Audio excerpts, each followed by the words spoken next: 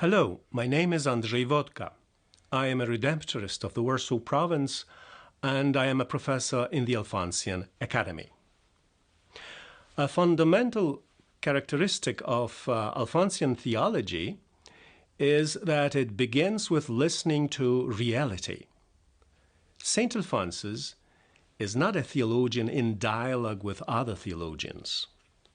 His thought is nourished by listening carefully to the challenges faced by simple people.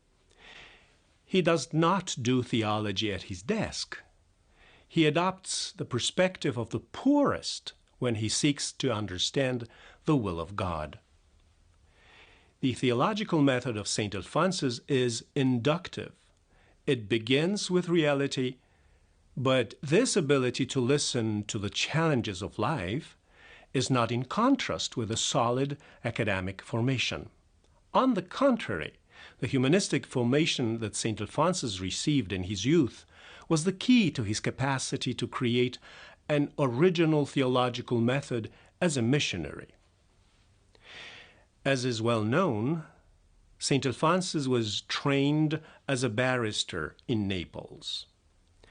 In the city, he entered into contact with one of the most important thinkers of the 18th century, the Age of Enlightenment, Giambattista Vico.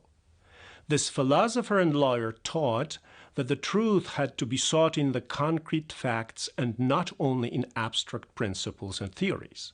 He affirms that we, the human beings, we realize ourselves through doing, that we experience truth when we enter into action.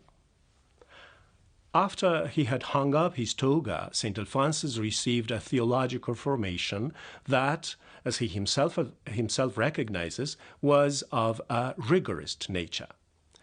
It will be his missionary experience among the most abandoned that will produce in him a change towards benignity.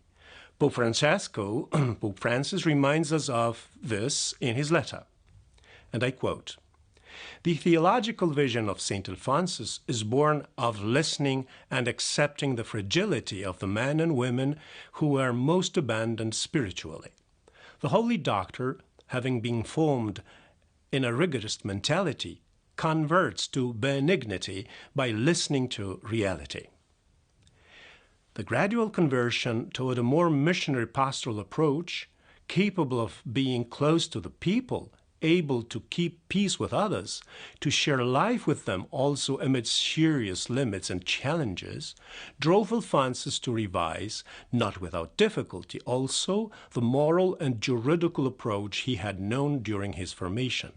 At first, marked by a certain rigorism, this approach was then changed into one of mercy, a gospel dynamic able to work through attraction.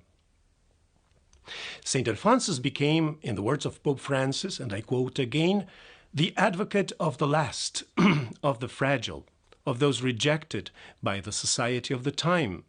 He defends the rights of all, especially of the most abandoned and the poor.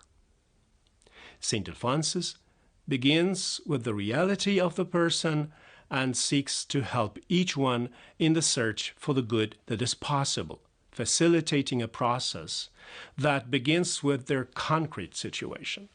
In this way, he puts himself at the service of those consciences that search among 1,000 difficulties the right thing to do, because faithful to the call of God to holiness. End of quotation. And we will talk about this call in the next video.